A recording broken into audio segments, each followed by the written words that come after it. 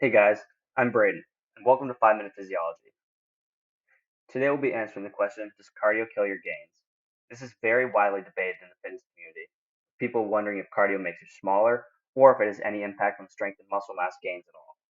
This is a question relevant to just about everyone who participates in some form of exercise, whether your goal is to gain muscle, run the 5K, or if you just want to stay healthy. This is also an important topic for personal trainers and strength coaches that have to organize these programs for their clients. In 1980, Robert C. Hickson performed a study evaluating the interference of strength development by simultaneously training for strength and endurance, specifically with the leg muscles. The purpose of this study was to learn how individuals adapt to a combination of strength and endurance training compared to the adaptations produced by either strength or endurance training separately. The study included three groups: a strength training group, an endurance training group, and a strength and endurance training group. The strength group performed weight training 5 days a week for 10 weeks with a program designed to increase leg strength. The endurance group exercised 6 days a week for 10 weeks, where for 3 days they would perform interval training on a cycle ergometer, and the other 3 days would consist of high intense running. Lastly, the strength and endurance group performed the same training regimens as both other groups, but with a 2 hour rest period in between.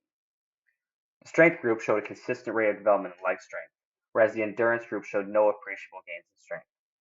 Additionally, for the first 7 weeks of training, the rate of strength development for the strength and endurance groups was similar, but the strength and endurance group leveled off and began to decline in the last couple of weeks.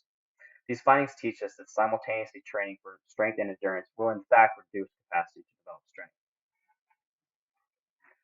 With this study, several considerations were taken into account. For example, both types of training would include the same muscle groups, so in this case, the legs. The study also made sure that there would be no overlap in the strength group versus the endurance group. Lastly, the magnitude of change in VO2 max and strength would be large enough to detect any divergent responses by the groups. One concern of the study was that the impairment of strength development might be the result of residual fatigue. However, this is somewhat disproven by the study. Endurance work per week on the cycle ergometer increased at the same rate in the endurance and strength and endurance group, particularly during the 9th and 10th weeks when the strength gains of the strength and endurance group were beginning to decrease. This shows us that the effects on strength development appear to be selective. On the individual group level, the strength group saw increased muscle hypertrophy with larger area of fast twitch fibers, an increased potential for myofibrillar contractility, and increased capacity to resynthesize ATP, and saw no change in respiratory capacity. The endurance group had a greater mitochondrial concentration in their muscles.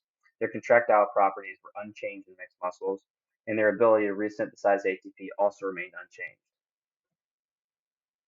Another interesting study occurred in 2016 when Nicholas A. Radames and colleagues evaluated the impact of aerobic endurance exercise prior to acute resistance exercise.